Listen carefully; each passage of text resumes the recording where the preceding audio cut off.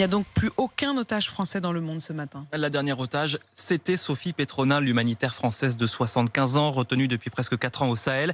Elle est donc libre de ce matin, elle est libre depuis son arrivée hier soir à l'aéroport de Bamako au Mali. Et écoutez ses premiers mots, elle assure qu'elle n'est pas en colère. Non, ça va me faire du mal d'avoir la colère. Non. Je vais aller en France, en Suisse et après je vais revenir voir un peu ce qui se passe ici. Au Mali ? Mais oui, moi j'ai pris l'engagement pour les enfants. Ça fait presque 4 ans que je n'ai pas vu comment se déroulent les programmes. Mais il faut quand même que j'aille jeter un œil parce que j'ai pris cet engagement. Si vous prenez un engagement, allez au bout de votre engagement. Sinon, vous aurez perdu votre raison d'être sur cette terre.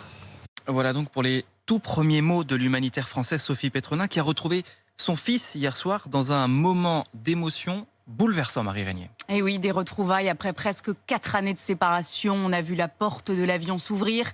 On a aperçu la silhouette toute frêle, drapée de blanc de Sophie Petronin. Et on a entendu les cris de son fils avant qu'il ne se précipite pour la prendre dans ses bras. Quelques instants plus tard, Sophie Petronin lui a d'ailleurs rendu hommage. Je souhaite à toutes les mères d'avoir un fils comme le mien. Un fils, a-t-elle dit, capable de se battre comme il l'a fait pour moi. Tous les deux sont attendus dans la journée en France. Dans un tweet, Emmanuel Macron a d'ailleurs annoncé qu'il serait là pour accueillir Sophie Petronin à son retour.